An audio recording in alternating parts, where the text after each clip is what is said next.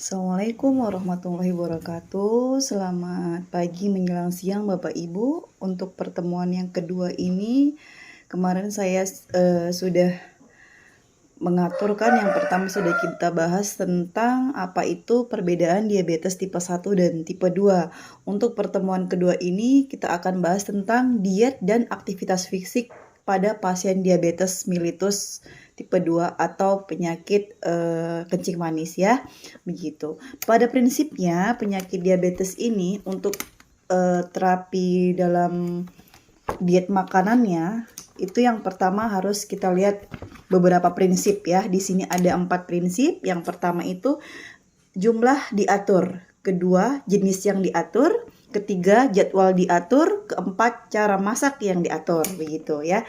Untuk jumlah yang diatur itu ada berbagai maksudnya ada berapa jenis dari mulai karbohidratnya. Kemarin yang sudah kita bahas, karbohidrat itu terdiri dari nasi, gandum, jagung, singkong, gandum ya, dan roti juga bisa ya termasuk dari gandum begitu. Kemudian sayur mayur, terus lauk, protein begitu. Nah, dari jumlah dan jenisnya sekarang kita di sini akan saya lihatkan di sini. Nah, ini untuk sayuran, ini yang di atas sayuran. Kalau untuk orang diabetes tipe 2, sayuran ini harus wajib setengah piring sendiri, Bu-ibu ya. Bisa berbagai macam sayuran di sini ya.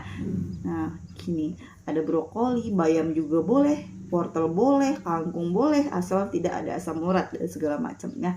Ini ya setengah porsi sendiri ini untuk sayur. Kemudian lauk itu wajib 1/4 ini untuk lauk ya.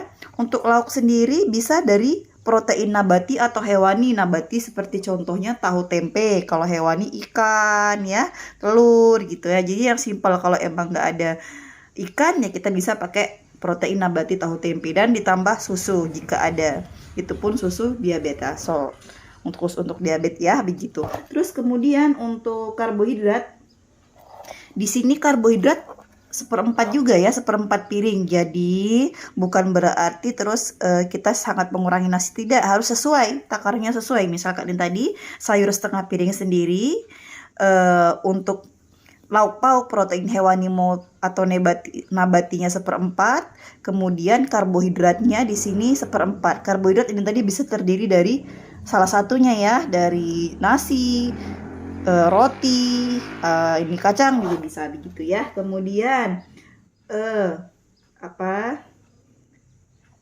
yang paling bagus sebenarnya untuk orang diabetes itu bisa nasi merah ya.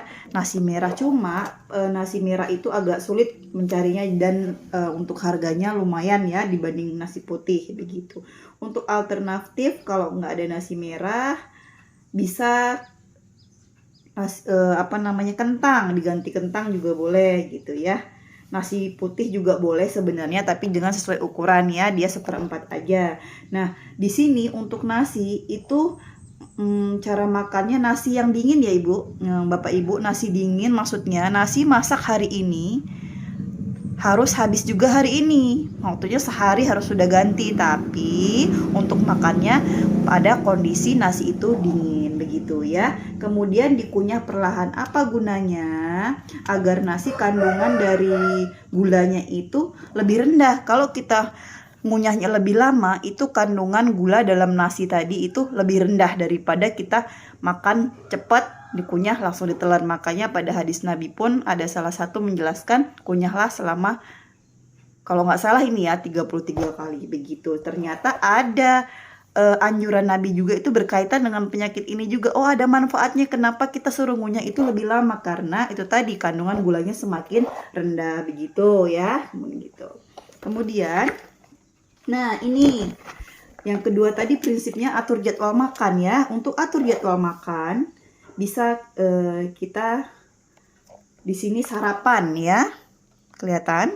Sarapan misalkan jam 6 pagi. Sarapan jam 6 pagi. Nanti jam 9 biasa. Tadi kan sarapannya lauknya karbohidratnya kan cuma 1/4. Biasanya sudah lapar lagi. Makanya boleh nanti jam 9 itu boleh snack pagi. Yang kemarin sudah kita bahas, snacknya boleh berupa buah-buahan 1 ya, atau kue boleh 1, cuma nggak boleh berlebihan ya. Misalkan jam 9 sudah snack. Kemudian untuk makan siang tetap makan sehari 3 kali. Makan siang jam 12 misalkan tadi sesuai aturan tadi, boleh kita ganti menunya ya begitu.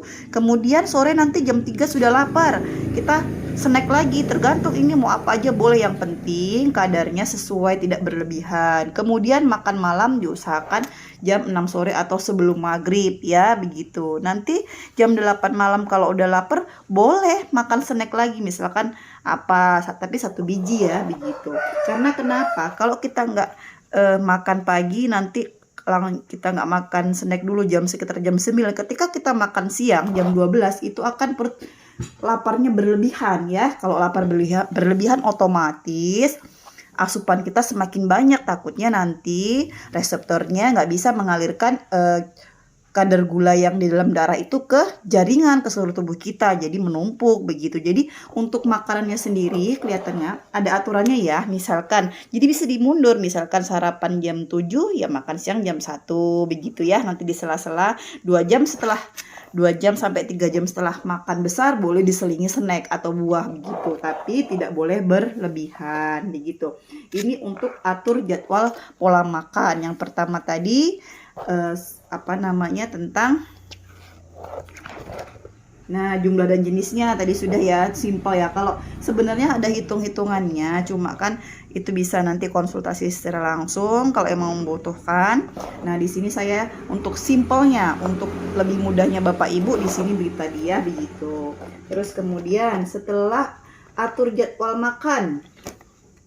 Nah, selain atur jadwal makan ini, ternyata pada orang diabetes itu nggak boleh terlambat makan. Misalkan nih ibu sengaja, bapak atau ibu sengaja pagi nggak sarapan nih biar kadar gula saya rendah. Nggak begitu, ditakutkan nanti ketika makan siang malah kita rasa laparnya berlebihan, jadi asupannya semakin banyak. Jadi pada orang diabetes itu sangat dianjurkan untuk hindari terlambat makan ya. Kemudian gitu, selain tadi mengunyah lebih lama, bisa juga makan perlahan ya. Kemudian bisa kita akalin dengan menggunakan piring yang lebih kecil, jadi kita bisa mengontrol makanan, jangan yang besar-besar piringnya. Piring yang kecil itu kan ada kan Bu ya, ukuran yang lebih kecil lagi begitu. Kemudian selain itu kita bisa juga menambahkan dia kayak seperti tadi kita bahas buah-buahan ya begitu.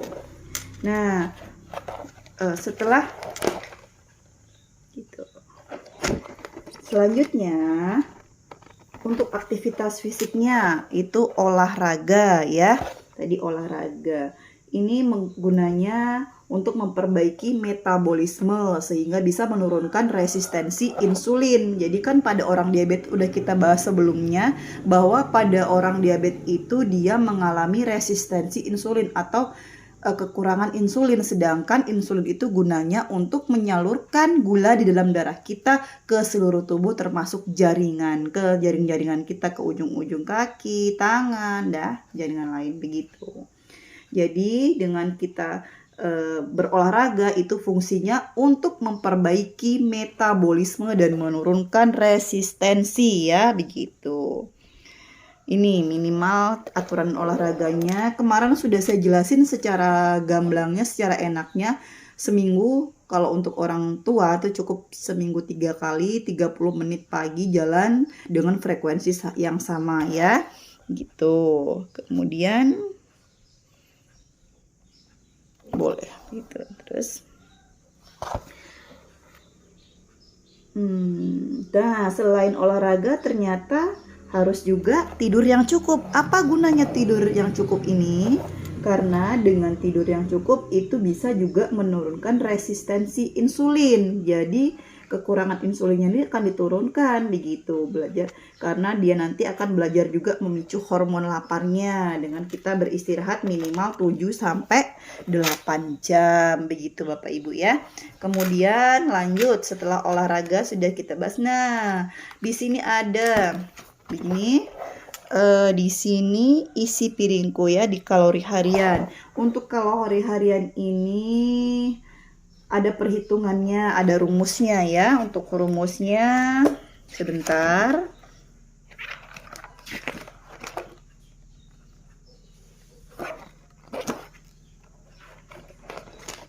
Nah, ini jumlah kalori. Mana tadi rumusnya? Nih. Tuh, berat badan ideal, kita cari dulu badan berat idealnya ya. Di sini tinggi badan dikurangi 100 dikurangi 10% gitu ya. Jadi kalau laki-laki 30 kalori per kilogram, per kilonya itu membutuhkan 30 kalori berat badan ideal per hari.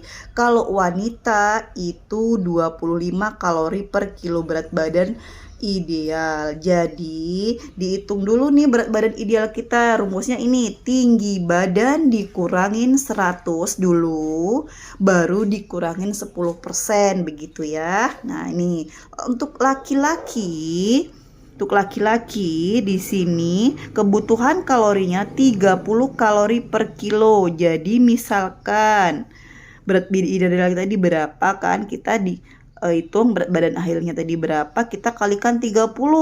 Terus untuk perempuan juga begitu, kita kalikan 25 begitu ya. Gitu. Nah, untuk karbohidrat ya, di sini ada perhitungannya sendiri. Nah, ini di sini saya contohkan satu pasien ya. Misalkan dia berat idealnya dia sudah dihitung itu dia 49,5 di sini. Sebentar. Ya. Sini 45,9 ya. Jadi sarapan jam 6 pagi di sini ada 1 buah kentang, 1 butil telur, 1 mangkok sayur. Nah, ya itu ya. Kemudian snacknya jam 9 bisa 1 apel, boleh ya, buah apel. Jam 12 siang itu boleh makan siang, boleh 1 gelas nasi. Itu 1 gelas nasi itu takarannya sama dengan 240 kalori. Jadi itu gampangnya kalau menghitung di rumah. Misalkan berat badan ibu 50 ya, 50 tadi, mana berat badannya 50. Kita membutuhkan karbohidrat berapa? Kita bahas sebentar, kita cari dulu ya. Nah, misalkan 50 laki-laki ya, 50 kali 3 berarti 1.500 begitu ya. Dalam sehari itu ya, nanti makanya dalam sehari kita bagi di sini. Nah, gitu, setelah kita bagi baru kita takar. Kalau 1 gelas nasi itu takarannya sama dengan 240 kalori begitu ya. Terus kemudian di sini ada ikan tuna boleh, 1 mangkok sayur, kemudian buah boleh, salah satunya boleh pisang, tapi cukup 1 buah ya begitu. Nanti untuk snack jam 3 sore boleh lagi 1 buah apa begitu ya, atau biskuit 1 boleh gitu kalau nggak ada buah begitu ya. Untuk makan malam pun begitu. Tadi kalau maksudnya yang makanya kebutuhan kalori sehari tadi kita bagi dalam 3 makanan gitu. Karena siang itu kan kita masih jangka panjang ya metabolismenya ya, dan belum mau istirahat. Jadi kita boleh 1 gelas nasi. Nanti kalau sudah sore beda lagi, kita makanya setengah gelas nasinya gitu, atau 120 kalori begitu ya gitu. Nah gitu. Terus kemudian ini tempe, bisa pakai sayurnya juga 1 mangkok. Kebanyakan dari kita Bapak Ibu makan itu paling banyak karbonya ya daripada sayurnya. Biasanya yang penuh di piring itu, 1 piring itu hampir penuh nasi putihnya, sayurnya sedikit. Bahkan ada yang tidak makan sayur sama sekali begitu. Sebenarnya semua walaupun tidak diabetes kita harus sesuai makan itu ya. Karbo berapa, dari sayuran berapa proteinnya, dari lauk pauknya berapa gitu ya. Lauk pauknya nggak harus yang mewah, kalau emang nggak ada cukup dari nabati boleh, tahu tempe ya gitu. Dari telur itu termasuk sudah masuk protein hewani begitu ya gitu. Terus Tadi olahraga sudah kita jelaskan. Untuk olahraga tadi fungsinya dia untuk meningkatkan apa Bapak Ibu, metabolisme ya. Dia untuk menurunkan resistensi insulin agar insulin kita bertambah banyak, sehingga gula yang ada di dalam darah kita, pembuluh darah itu dapat dibawa insulin ke jaringan seluruh tubuh, begitu ya. Mungkin pertemuan kali ini kita bahas tentang masalah ini dulu ya, diet makanan dan olahraganya. Intinya tadi untuk makanan itu kita harus ada tadi 4 prinsip ya. Untuk makanannya tadi kita harus 4 prinsip. Yang pertama tadi tentang jenis ya, jenis makanan. Pertama jenis makanan, pertama jumlahnya, kedua jenisnya diatur, ketiga jadwalnya tadi sudah kita bahas, keempat tadi cara memasak. Oh iya, saya kelupaan. Ternyata di sini ada untuk cara memasaknya. Misalkan, bentar ya. Nah, ini dia yang kelupaan untuk cara memasak. Di sini dijelaskan untuk cara memasak itu tolong hindari bahan olahan. Misalkan bahan olahan itu yang emang dia sudah siap saji ya, begitu. Terus hindari masak terlalu matang. Ternyata kita nggak boleh masak terlalu matang itu, karena nanti protein di dalam sayuran itu akan berkurang, begitu ya. Kemudian lebih bagus untuk orang diabetes itu dikukus daripada direbus. Semuanya sih sebenarnya ya. Kenapa? Karena kalau direbus protein yang hilang semakin banyak, tapi kalau dikukus itu nggak terlalu banyak ya. Jadi lebih bagus untuk dikukus, begitu ya. Intinya hindari makanan olahan siap saji dan makanan terlalu matang. Kemudian yang bagus tadi lebih baik dikukus daripada direbus. Terus cari makanan yang indeks kadar gulanya tidak terlalu tinggi, begitu ya. Intinya tadi pokoknya untuk diet orang diabetes itu 4 prinsipnya. Yang pertama tadi jumlahnya diatur. Jumlahnya tadi 1 piring, yang setengah itu dia karbohidrat.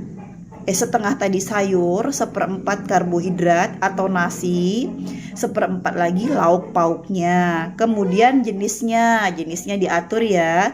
Tadi lebih bagus lagi itu nasi merah. Tapi kalau tidak ada nasi merah, boleh kentang dan boleh juga nasi putih dengan aturan tadi. Masaknya tetap hari ini, maksudnya harus habis hari ini. Kemudian sebelum makan harus didinginkan terlebih dahulu ya. Jangan panas-panas langsung kita makan, karena itu kadar gulanya masih terlalu tinggi. Kemudian cara kita makan itu ternyata berpengaruh ya untuk menurunkan kadar gula dengan mengunyah lebih lama ya, begitu. Kemudian jadwal makan tetap sehari 3 kali dengan tadi porsi yang diatur. Misalkan sarapan jam 6, jam 9 udah boleh makan snack, tadi boleh buah ya. Gunanya biar nanti untuk makan berikutnya tidak terlalu lapar dan nanti bisa menimbulkan asupannya semakin banyak. Terus makan siang tetap jam 12, snack sore jam 3, makan malam diusahakan sebelum maghrib atau jam 6 gitu ya. Kata kita mau istirahat ya, begitu. Intinya begitu. Kalau untuk olahraga tadi juga fungsinya untuk menurunkan resistensi insulin. Jadi maksudnya insulin ini biar produksinya semakin banyak nih gitu. Kalau insulinnya banyak, jadi gula yang ngendap-ngendap di pembuluh darah itu dapat dibawa insulin ke jaringan kita seluruh tubuh, begitu ya Bapak Ibu. Tadi dijelaskan boleh olahraga seminggu 5 kali, tapi minimal 3 kali boleh, jadi 2 hari sekali tadi. Dengan kalau sudah usia, saya anjurkan olahraganya cukup jalan kaki dengan frekuensi dan ritme yang sama. Misalkan habis subuh jalan-jalan, nggak usah lari gitu ya, begitu. Jadi intinya seperti pembahasan kita sebelumnya yang tentang diabetes tipe 1 dan 2, pengobatan diabetes ini berpacu pada 3 hal. Pertama, diet makanan kita. Kedua, olahraga. ketiga baru terapi obat-obatan. Jadi bukan kebalik, kita cuma mengandalkan obat-obatan aja yang dari medis, nggak begitu ya. Jadi obat itu terakhir, cuma tetap tiga-tiganya harus kita lakukan, begitu ya. Mungkin untuk tentang diet dan olahraga untuk diabetes yang tipe 2 ini cukup sekian. Kurang lebihnya saya mohon maaf. Semoga nanti ilmu ini bermanfaat, dan kalau saya ada salahnya saya minta maaf. Saya akhiri. Wassalamualaikum warahmatullahi wabarakatuh.